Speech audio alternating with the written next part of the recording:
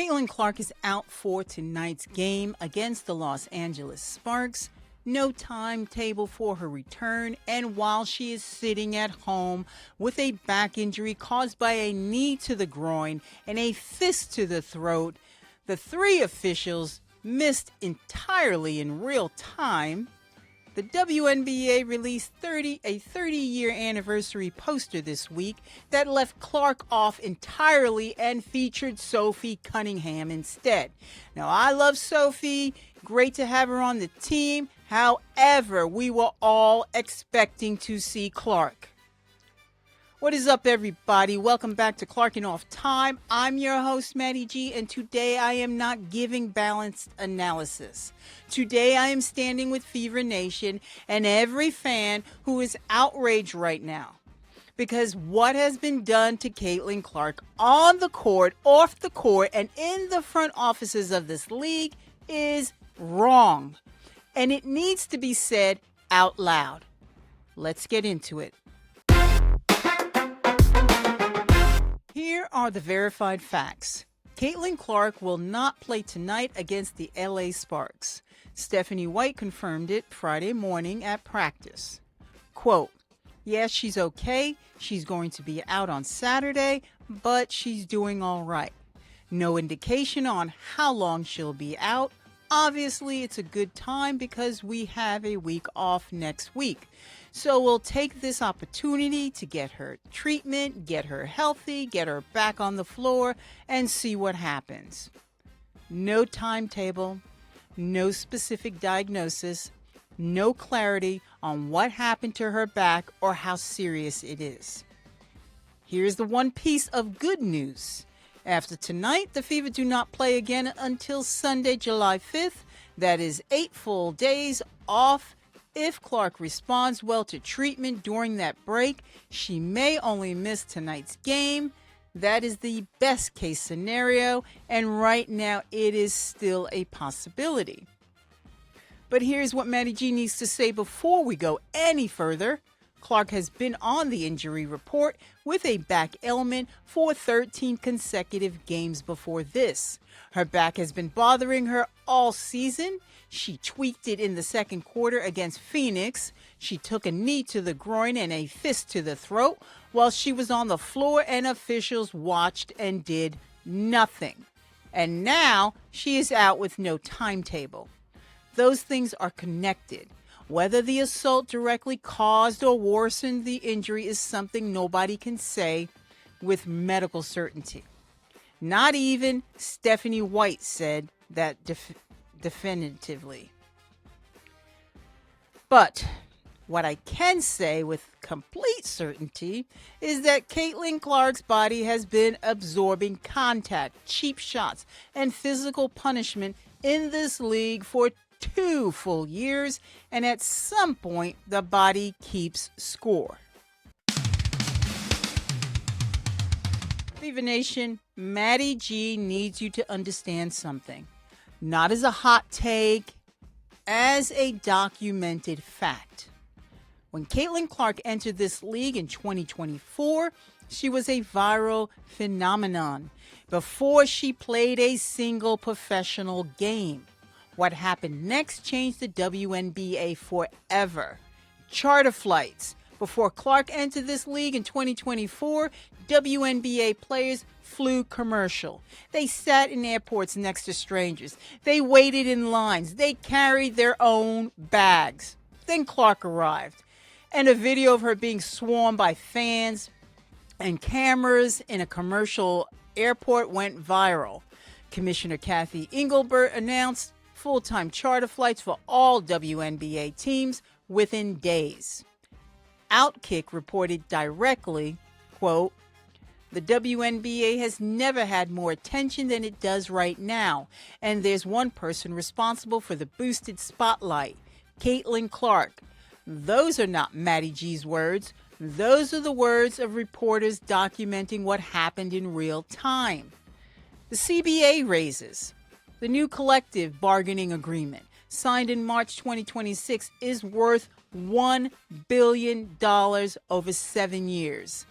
The average WNBA salary went from $119,000 in 2025 to $583,000 in 2026. The salary cap went from $1.5 million to $7 million.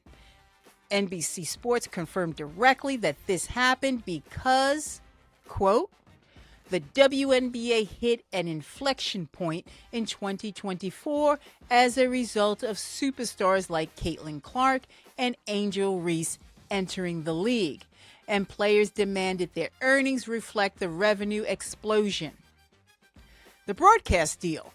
Amazon Prime, and NBC are now airing WNBA games.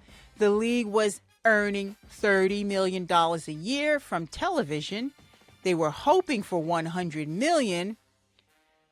The Clark era made that conversation possible. Merchandise. Caitlin Clark sold more merchandise than LeBron James, more than Luka Doncic, more than every athlete on the planet except Steph Curry in the entire sports world. Charter flights, $1 billion CBA. Amazon and NBC, more merch than LeBron. And this week, the WNBA released a 30-year anniversary poster and had the nerve to leave Caitlin Clark off of it. They put Sophie Cunningham on the Indiana Fever spot on the poster, a player who joined this team in 2025, not the player who sold more merchandise than LeBron James, not the player who drove the broadcast deal, not the player whose presence accelerated charter flights for every single woman in this league. They put someone else on the poster. MaddyG is going to say what Fever Nation is screaming right now. That is not an accident. That is not an oversight. When you are the most commercially impactful player this league has ever seen, and you are left off the league's own 30-year anniversary poster, that is a message. And the message is ugly.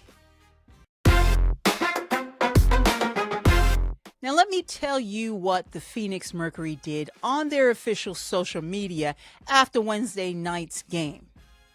After Caitlin Clark was kneed in the groin, punched in the throat, left the game with her back injury, and they lost by 2, the Phoenix Mercury posted a cartoonified image of DeWanna Bonner laughing on their official team account. DeWanna Bonner, who was in the middle of Monday night's confrontation with Clark, whose fiancée Alyssa Thomas was suspended for putting her fist in Clark's throat, and Phoenix posted a cartoon of her laughing after Clark got hurt. Yeah, real funny, guys. Hilarious. Fans flooded the comments. One wrote, "Nice to know a team condones violent assault on a player." Another wrote, "How is this post okay from their official account?" Fans tagged Commissioner Kathy Engelbert, directly asking her to address it. Here's MaddyG's take. This is a professional sports franchise, or at least I thought it was. This is not a fan account. This is not a private citizen. This is the official social media presence of a WNBA team. A team whose player just got suspended for assaulting the sport's biggest star, biggest superstar, posting a laughing image of the player connected to the altercation. That is not team spirit. That is taunting. And the WNBA has said absolutely nothing about it. Let me be clear about where I stand today. Fans hijacked the WNBA's own promotional post on social media this week. The league put up a graphic promoting Thursday night's games, and instead of talking about Asia Wilson or Breanna Stewart or Sabrina Ionescu, the entire comment section was about Clark. Fans are saying they will not watch games that do not feature Clark and Indiana. Fans are saying boycott the WNBA until the league fixes its officiating. Fans are calling on sponsors to feel the heat. Some people will say the boycott talk goes too far. I'm not one of those. Some people will say it hurts the league's growth at a critical moment. I'm not one of those. MaddyG hears those arguments, and here is where I land. The fans who are outraged are not wrong to be outraged. They watched a player get kneed in the groin and punched in the throat on a professional court with 3 officials standing right there.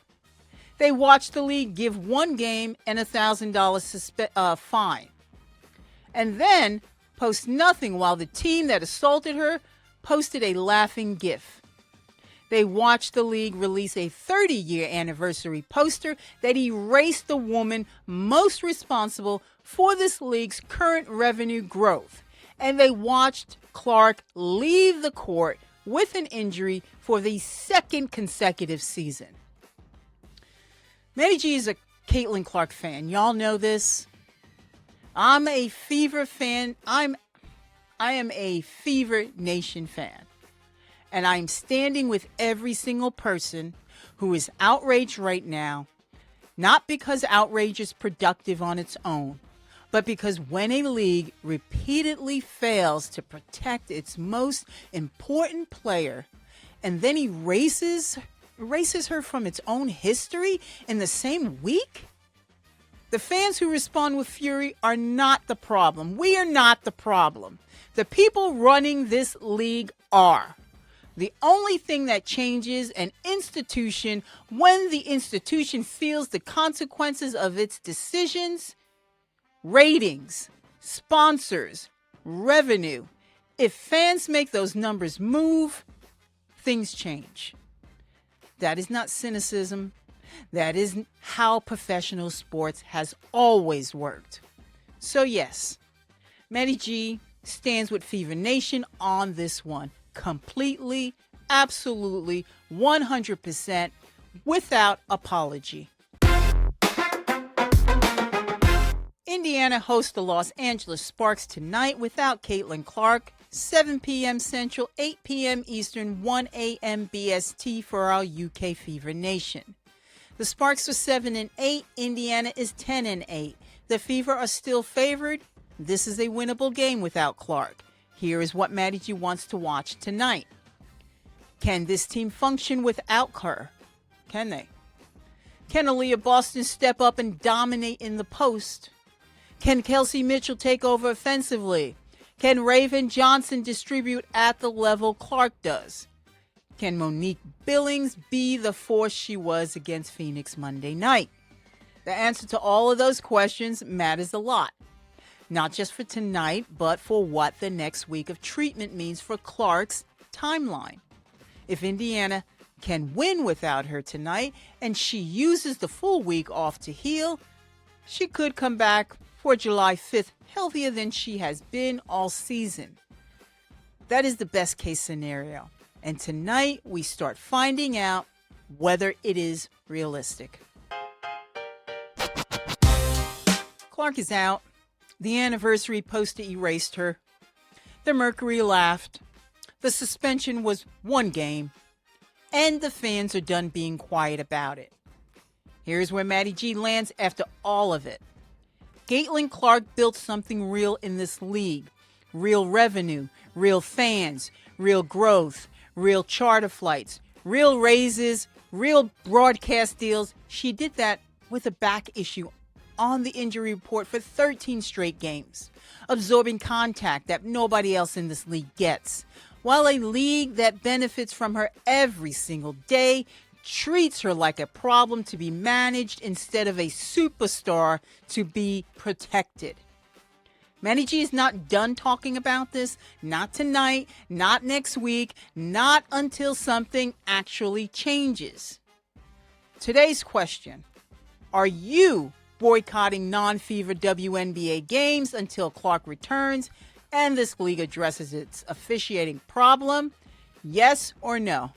Drop it in the comments right now. I am reading every single one of them. And you know, while I'm saying this and I'm thinking about it, I think most people will boycott the WNBA completely. They won't buy merchandise. They won't buy tickets. They won't contribute to the broadcasting revenue. They won't watch the games on TV. A lot of people are that pissed off, and I don't blame them. Anyway, Fever Nation, subscribe, hit the bell. New episodes Tuesday, Thursday, Saturday. Fever Nation, we ride together. This has been Clarrkin Off Time. Stay spicy.